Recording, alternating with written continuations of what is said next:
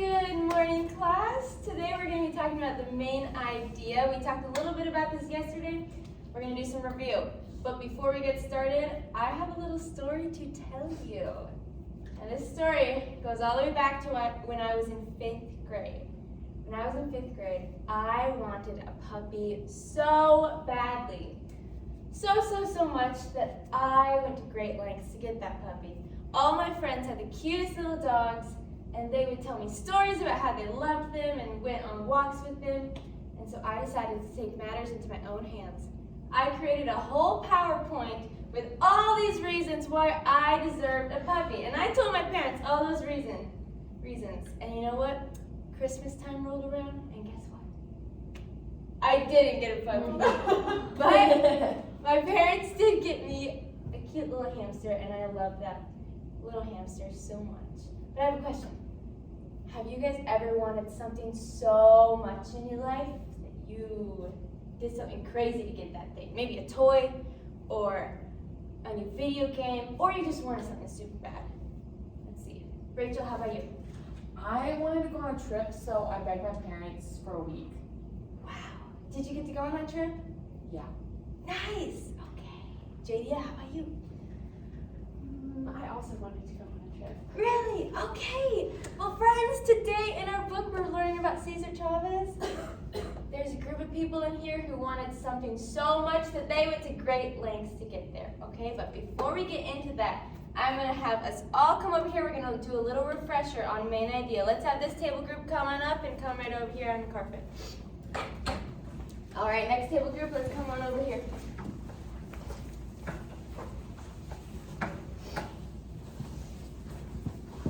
All right.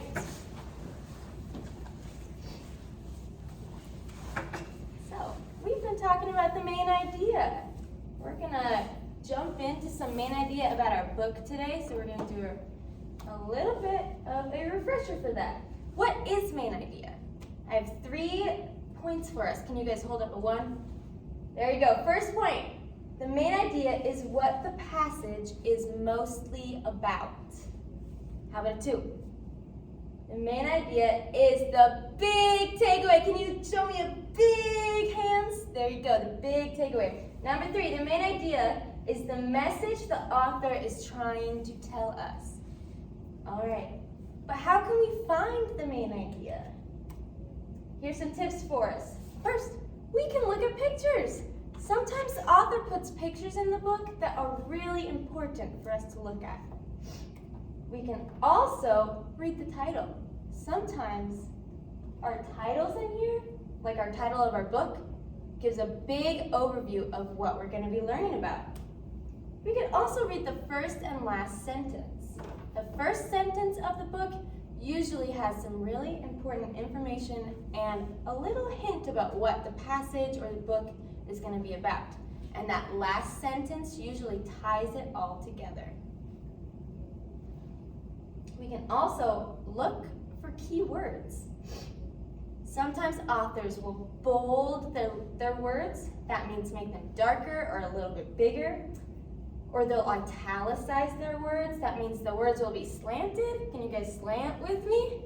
Right. And sometimes the author will repeat words. Words will just be repeated over and over again in the passage. And that means those words are really important. So when we read today, we are going to look at some of those words. We can also gather key details to help us support and understand the main idea. We can ask questions like, who is in the book? What is happening? Where is it happening? How is it happening? When is it happening? And why? All right. We're going to do a little bit of an activity to help us remember this information. Let's have everyone stand up. And I want you to get in partner groups with a friend who is wearing similar shoes to you. Now, looks like there's going to be a group of 3. We're going to split off into an A partner and a B partner, but for you guys, there's going to be 2 Bs. Okay, can you guys partner up like that? B, A. Perfect. All right.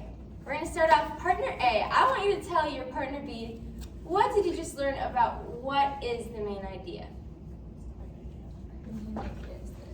Big.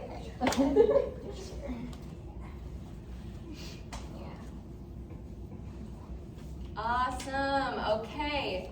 Now, partner B, I want y'all to tell partner A how can we find the main idea? What did we just learn about that? Yeah, so yours. House size. Yes. Awesome. Okay. Let's have, who was partner A in here? Okay, Helene, what did you say about, what is the main idea to your partner? Big picture. The big picture, that's right. Okay, good job. How about, who's partner B in here? Sammy, how about you? Now, what did you tell your two partners about, how do we find the main idea? What's just one way we can? Bold words, italicized words, and repeated words. That's right, those are really important words that we can look at and put in our back pocket to figure out what that main idea is. Awesome, okay, let's have you guys come right back here. We're gonna sit down at the carpet again. Now, we have been reading about Cesar Chavez. And we're gonna jump right back into that, and then we're gonna do a worksheet about finding the main idea about what we're reading. All right, does that sound good? Position. Perfect. All right, let's get started. They decided to call their union the National Farm Workers Association, or the NFWA. As members joined, they paid monthly dues that kept the union going. Caesar spent a lot of time in his home office making calls and writing letters. Dolores and Manuel took to the fields to talk to farm workers. Helen Chavez was in charge of keeping track of costs. At times, uniting so many people seemed like an impossible task. Okay, who had the first sticky note? Okay, Hallian, what did they call the union? The National Farm Workers. That's right, good job. Or the NFWA, that'll be important for us to understand as we keep on reading, okay? But Caesar had faith that it could happen. The desire to win had got to be very strong, he said, or else you can't do it. After about 6 months, the NFWA had enough members to hold one large meeting. About 150 members and their families met on September 30th, 1962, in the town of Fresno. You guys looking at these pictures? They might be important. Together, they decided that their first goal would be to try to get the governor of California to set a minimum wage for workers. A minimum wage is a price paid per hour of work that landowners could not go below. Now that is an important word for us. Minimum wage is italicized. Remember what that is? Slant, that's right! And the NFWA wanted to have a say in what the wage would be. At the meeting, they unveiled their new flag with the strong symbol of an eagle. Everyone shouted the NFWA motto, Viva la Causa, long live the cause. As the union grew, Richard fixed up an old church in Delano as the new NFWA office. The union started a newspaper called El Macriado. Can you say that with me? El Macriado. That's right. The name meant those who talk back, and sometimes refers to children with bad manners. The NFWA was ready to talk back to their employers about how unfairly they were treated in the fields. Since many farm workers couldn't read, cartoons played a big part in communicating the NFWA's message. Growers were abusing the workers, and the union could help them. They sold their paper at Barrio grocery stores for 10 cents. A strike was one of the best tools unions could use against unfair employers. During a strike,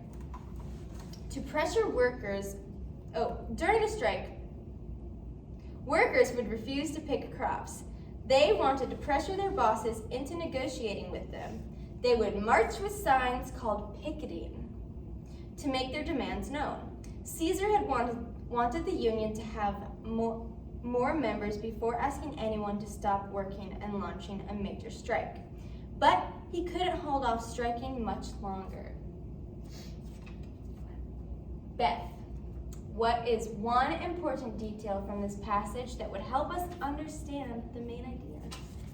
The NFWA went on strike to fight for fair wages, and they were picketing and refusing to pick crops. That's right. That is a very good third grade answer right there. Wow. Another union, made up mostly of Filipino workers, was planning a strike against grape growers in Delano who refused to pay them the same salary that they had received from other growers. Larry Idalong was the leader of the Agricultural Workers Organizing Committee, AWOC, in Delano. He asked the NFWA to join them in the strike. If the two unions worked together, they could make a bigger difference. At first, Caesar wasn't sure his group was ready. They had only a little over 1,000 members, but he realized that a strike was the only way to get the growers to listen. And if he did his best to spread news of the strike beyond Delano, he might be able to draw attention to the issues facing farm workers. So, the NFWA joined the AWOC in their strike against the Delano grape growers. Sammy, what is one question you could ask about this passage using the word why? Why did Cesar Chavez go on strike? That's so good! Awesome! And do we know the answer to that? Wages and conditions? That's so right! Okay, class! Good job! Let's have everyone stand up. We are going to head back to our desks and grab a pencil and start on the worksheet.